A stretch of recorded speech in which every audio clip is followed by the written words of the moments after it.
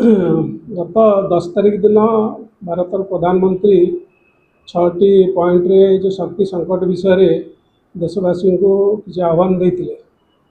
आपण भावुए स्वदेशी जागरण मंच आउ कई अन्य संगठन कई विषय किसी ये करना स्वदेशी जागरण मंच कौन पर विषय एत उत्साहित होती प्रकृति में आम उत्साहित हबार कारण भी रही विगत दिन में 1991 मसीह स्वदेशी जागरण मंच प्रतिष्ठा हवा पर आम जो जो विषय आगु उठे आसु आज पर्यंत प्रधानमंत्री मोदी से विषय ही कहते स्वदेशी जागरण मंच सबुबले उपभोक्तावाद विरोध में उपभोक्तावाद कम करने सबुबले आह्वान दे आसी से विषय में काम कर जमी मोदी जो विषय कहते आम सुना किणवा नहीं ये भी सही उपभोक्तावाद विषय आसूचे जो थे कि आम जदि सुना किणुचे ताले आमर ता बदल जो सुना बाहर आसूची आम डॉलर बदल में आम सुना आणुचे आम विदेश भ्रमण करुचे तो डॉलर खर्च करुचे जहाँ भी करले जो जो विषय रखिंट सब विषय गुड़ाक उपभोक्तावाद विषय आसूची तेणु आम जदि आम संचय करिया भारत वर्ष तार पारंपरिक यदि आगु आम देखि आसिबा पारंपरिक जो अर्थनीति अच्छी ताले यहाँ हूँ संचय उपरे आधारित अर्थनीति रही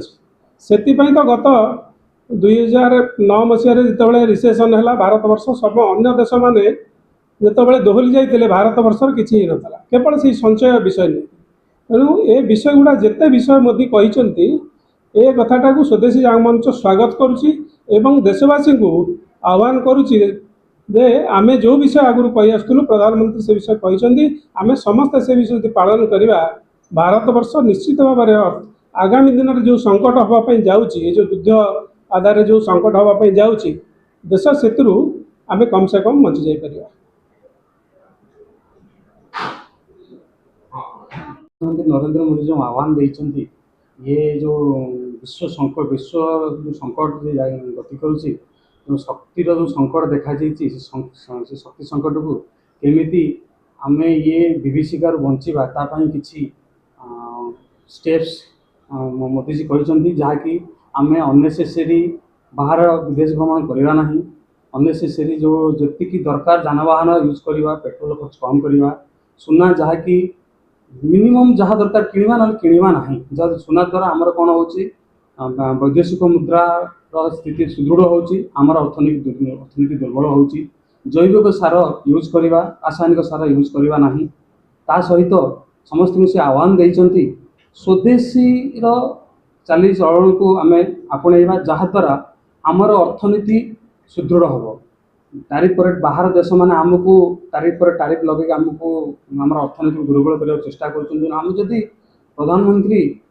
नरेंद्र मोदी आह्वान को आपणे देशर कोण कोण में पहुँचवा समस्त जनसमाज को सचेतन करवा जे आसतु ये विषम परिस्थिति समस्ते एकाठी एमती शक्ति संकट को दूरेवा प्रधानमंत्री हाथ दे हाथ मिले आम समस्ते आगू जावा ये संपूर्ण जो देइचंती प्रधानमंत्री नरेंद्र मोदी ताको स्वदेशी जागरण मंच आह्वान करुच्ची स्वागत करुच्ची।